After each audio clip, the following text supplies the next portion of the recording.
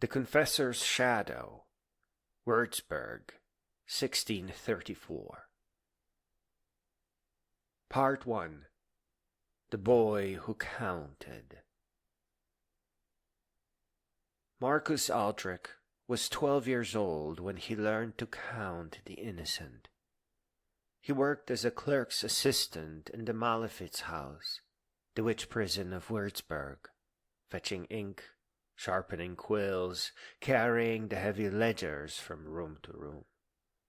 The work paid 3 pfennigs a week, and kept him fed, since the plague had taken his mother, and the war had taken his father to a Swedish pike, somewhere near Breitenfeld. The clerks called him Little Shadow, because he moved so quietly, and because he was always there in corners watching. They did not know what he was watching for. The ledgers fascinated him, not for their content, which was monstrous, but for their silences.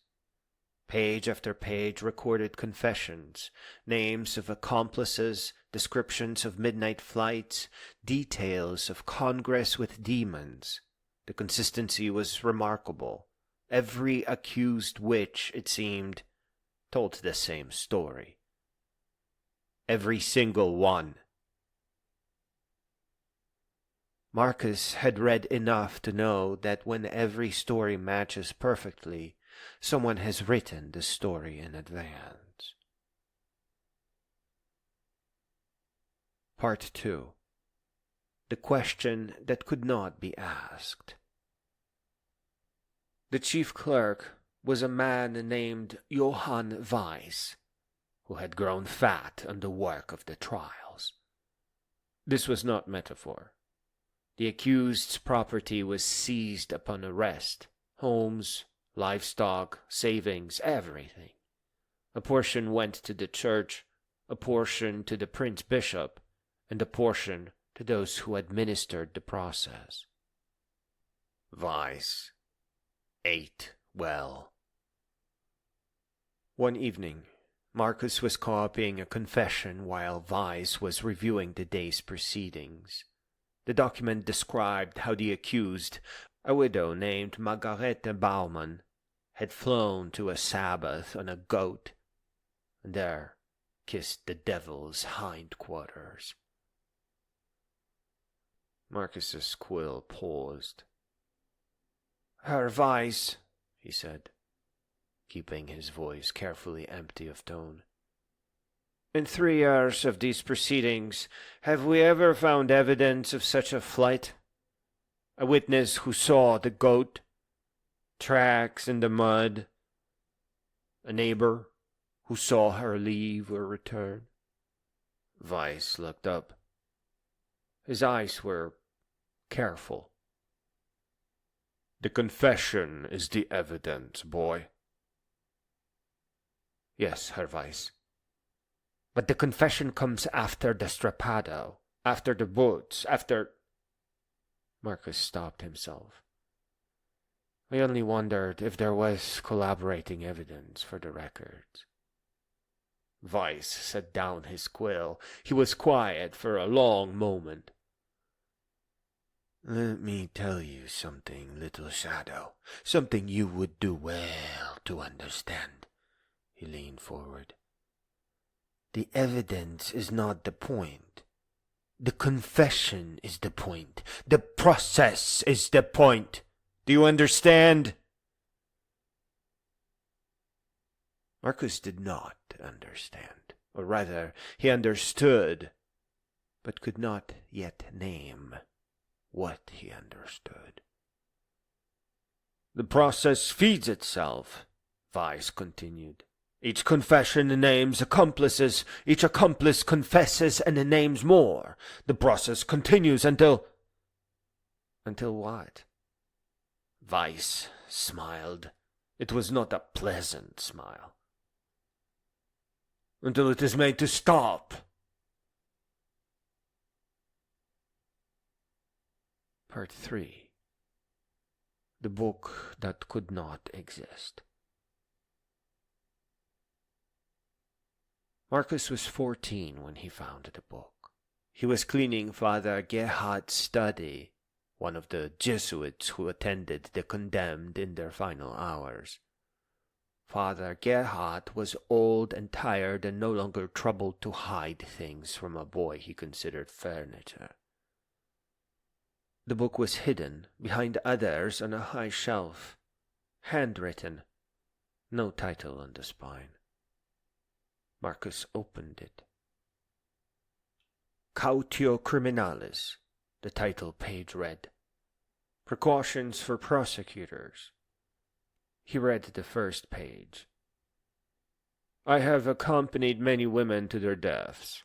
Not one was a witch. I know this with the certainty of a man who has heard final confessions, confessions made not to escape torture, but to prepare for God. In those moments, they spoke truth. They were innocent, all of them.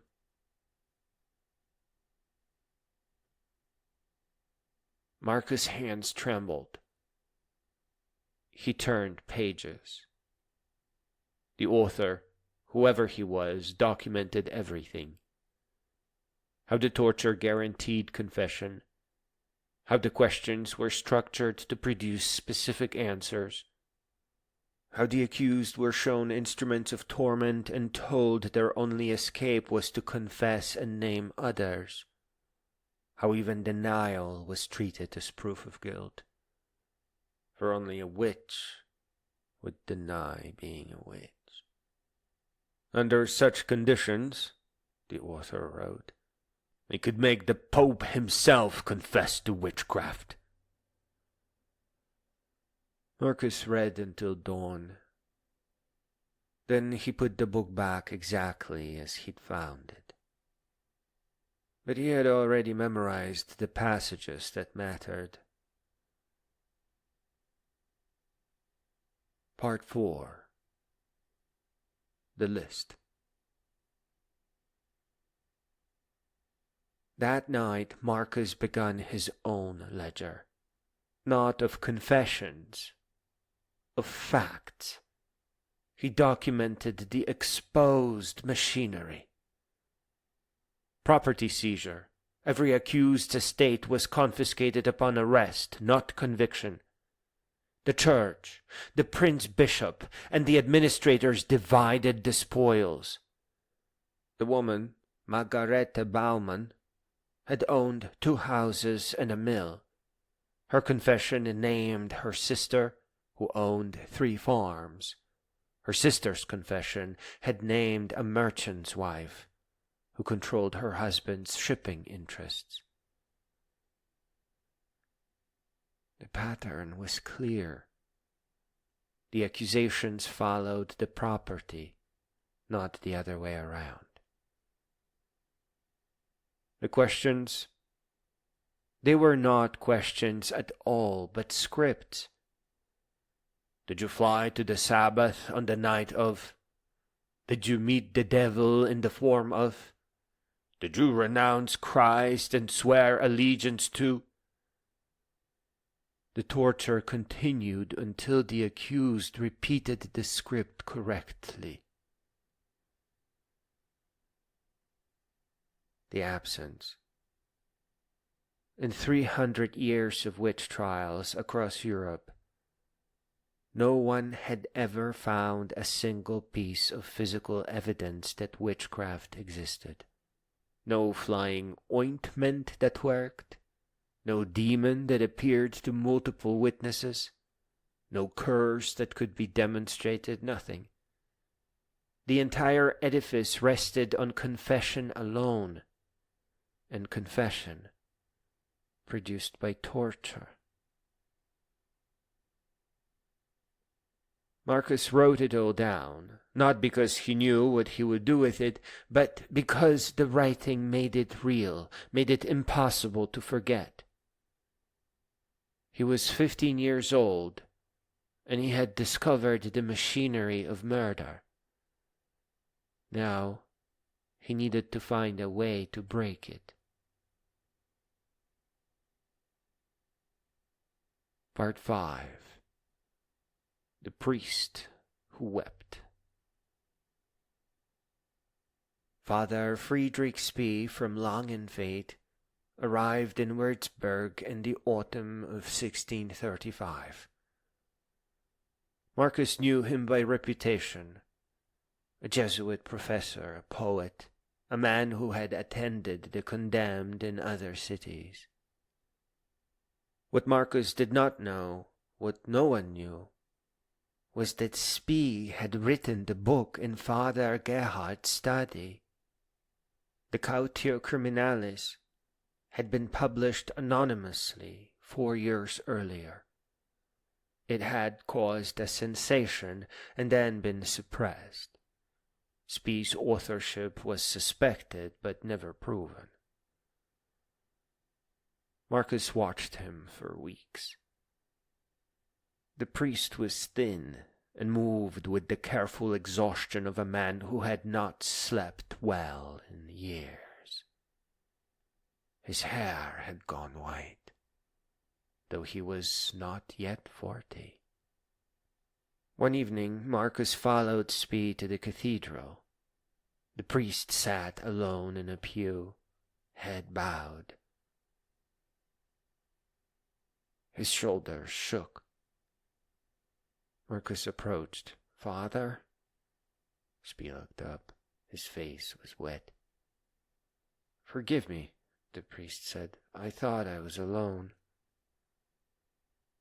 "You wrote the book," Marcus said. "The Cautio Criminalis."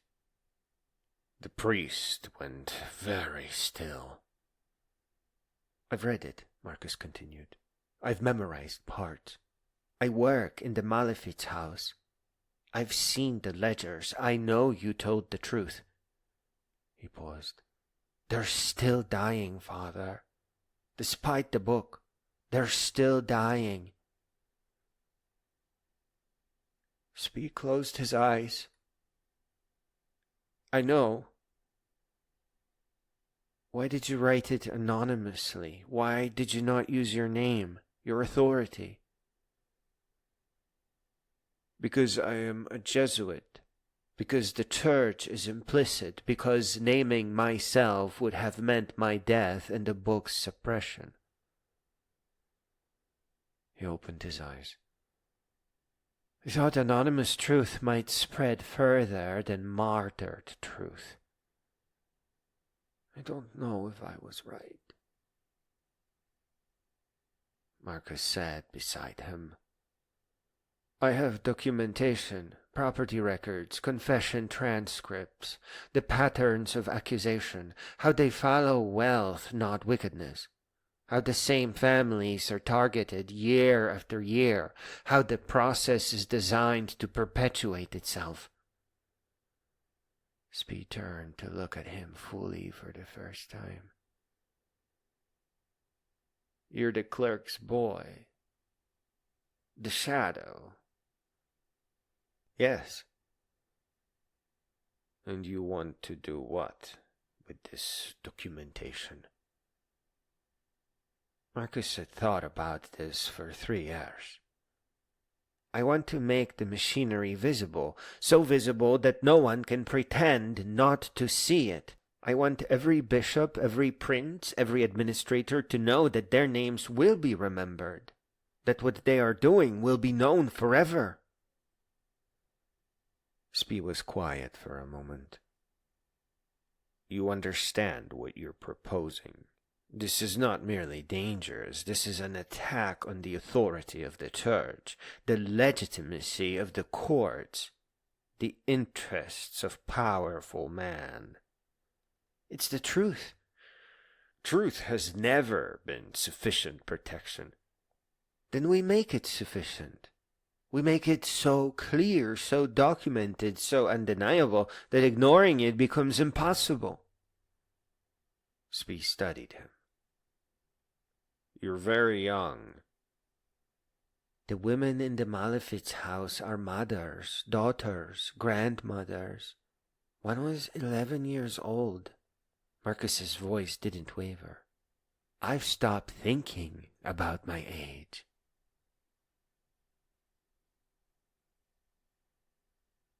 Part 6. The Network. They were not alone. This was the revelation that changed everything. Spee knew others, scholars, priests, even some administrators who had seen the machinery and could not unsee it, who had documented their own evidence, who had been waiting, separately and silently, for something to coalesce. Marcus became the point of coalescence. He was perfect for it. A shadow, a clerk's boy, someone who could move between offices, carry documents, deliver messages without attracting attention, someone young enough to be dismissed and therefore invisible. Over the following year, he gathered testimonies from across the German states. From a court physician in Bamberg who had examined the devil's marks on accused witches and found them to be ordinary moles, scars, and birthmarks, but whose reports had been ignored. From a lawyer in Mainz who had documented how accusations clustered around property disputes, inheritance conflicts, and political rivalries. From a printer in Colline who had preserved the copies of Cautio Criminalis when authorities demanded they be burned. From Father Gerhard himself, now dying, who gave Marcus his own record. 30 years of final confessions, none of which mentioned actual witchcraft, all of which proclaimed innocence. The documentation grew. Names, dates, amounts, property seized, confessions that matched word for word because they had been dictated, not spoken. A record of institutional murder so detailed it could not be denied. Marcus was 17 years old, and he had built a weapon of paper and ink. Part 7. The Shadow Revealed. They called him Der Schatten, the Shadow. The name spread first as a rumor among administrators. Someone was watching, someone was documenting, someone knew about the property transfers, the coerced confessions, the convenient accusations against wealthy widows and prosperous merchants. Then the letters began to arrive. Marcus sent them to everyone involved, bishops, princes, judges, clerks. Each letter was personalized. Each contained specific details that only an insider could know. Each ended the same way. Your name is recorded. Your actions are documented. History will remember what you have done.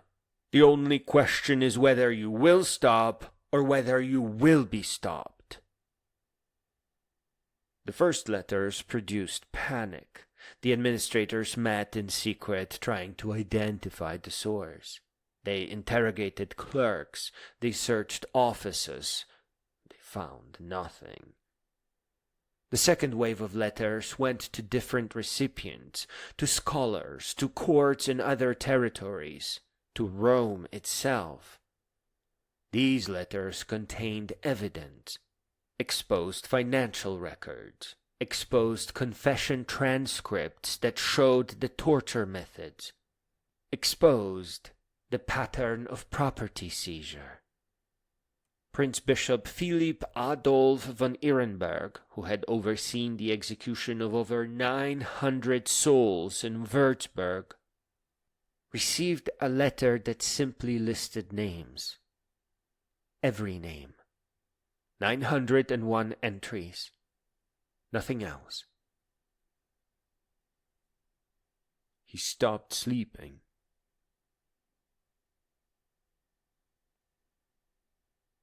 Part 8. The Terror of Paper. Marcus understood something that the administrators did not. They had built their power on secrecy, on the assumption that records would stay buried, on the confidence that no one would ever assemble the full picture, connect the scattered documents, see the machinery whole. He had assembled it. He had connected it. He could see it. And he could make others see it. The trials began to slow, not from conscience, from fear. Every administrator now knew that their actions were being recorded by someone they could not find, that evidence of their complicity existed somewhere beyond their control, that names might appear in documents sent to Rome, to rival princes, to courts that might someday sit in judgment. The shadow has made cowards of them, Spee wrote in a letter to Marcus. They fear exposure more than they fear God. It is not the justice I hoped for, but it may be the justice we can achieve. Marcus wrote back, let them fear, as long as they stop. Part 9. The Intervention.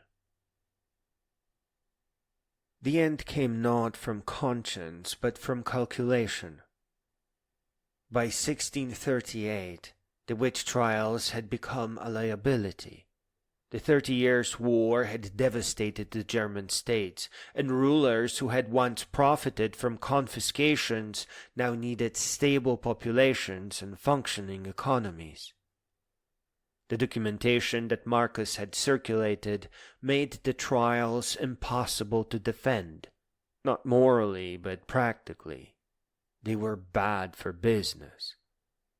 Rome sent investigators, not to persecute the persecutors, that would never happen, but to quietly end the process, to let the machinery wind down, to allow the administrators to retire with their fortunes and their reputations technically intact. It was not justice. But 900 people had died in Würzburg, and no one else would. Part 10. The ledger remains. Marcus Aldric lived to be 63 years old. He never married. He spent his life as a scholar, a keeper of records, a teacher of young people who wanted to understand how institutions could be corrupted and how corruption could be exposed. He kept his ledgers until the end. On his deathbed, he gave them to a student with instructions to copy them, spread them, and make sure they survived. The machinery of forgetting is patient, he said. It waits for us to die and takes our memories with us. Do not let it win. The student asked him if he had any regret. Marcus was quiet for a long time. I regret that they were never punished, he said finally. The administrators, the bishops, the man who grew fat on seized property and called it holy work. They died in their beds, respected, their crimes forgotten. But you stopped them. I made them afraid. I made them stop. I did not make them answer for what they had done. He closed his eyes. Perhaps that was never possible. Perhaps all we can do is document, record, remember. make it harder for the next generation to pretend they do not know.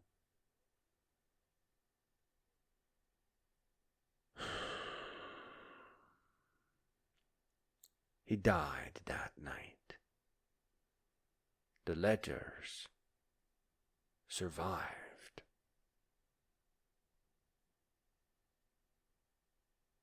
Epilogue. The question. 400 years later, the documentation remains. The trial records of Würzburg, the property transfers, the confession transcripts, the cautio criminalis of Friedrich Spee, the testimony of physicians and lawyers and priests who saw the machinery and could not unsee it. We know what happened. We know why. We know who profited and who died. The only question is whether we will remember, whether we will recognize the machinery when it reappears, as it always does, wearing new clothes, speaking new language, claiming new justifications. Whether we will see the pattern, whether we will be shadows, or whether we will look away. The ledger is open. What will you write in it? In memory of the 901 of Würzburg, and all those across the centuries who were destroyed by systems that profited from their deaths. May we prove worthy of their memory by refusing to forget